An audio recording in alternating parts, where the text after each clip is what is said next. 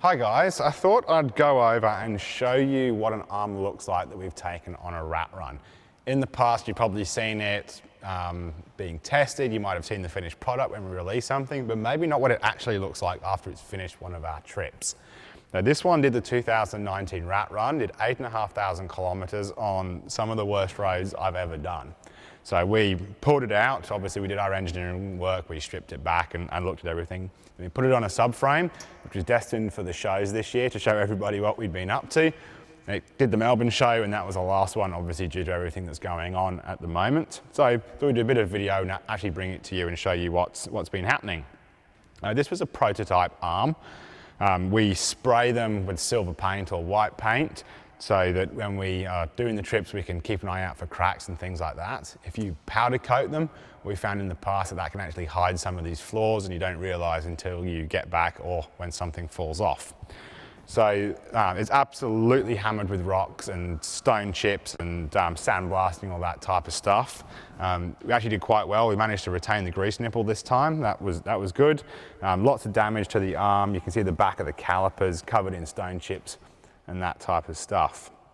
Now, it's not just the arm itself that we're testing. We have to test all the little subcomponents.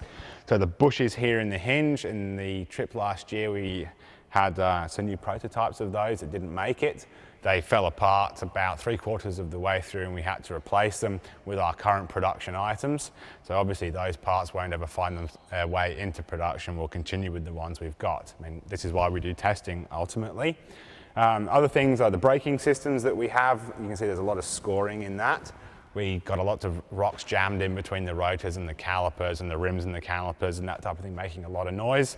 But it's all types of interferences that we need to look out for when we're doing our development.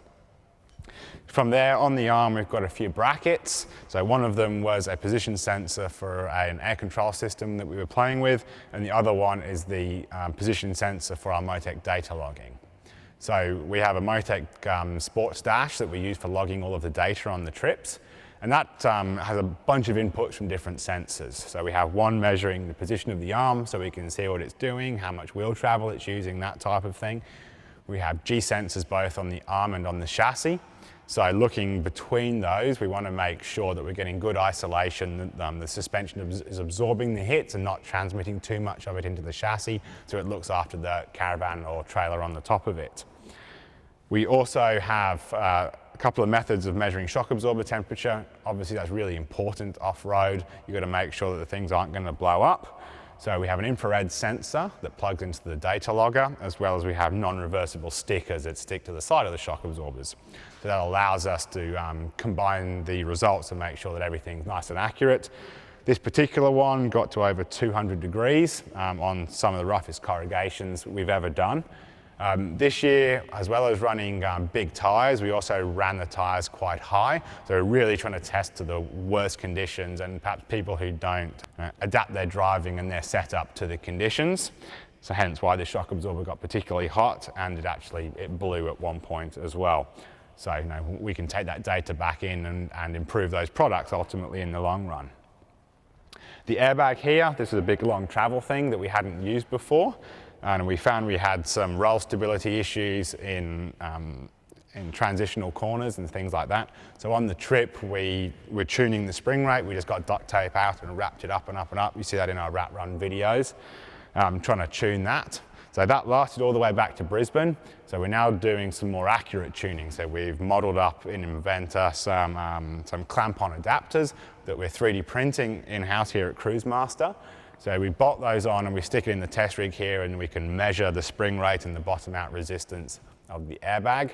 And then once we've kind of got that tuned theoretically, then we'll head out again and make sure that translates into the real world conditions.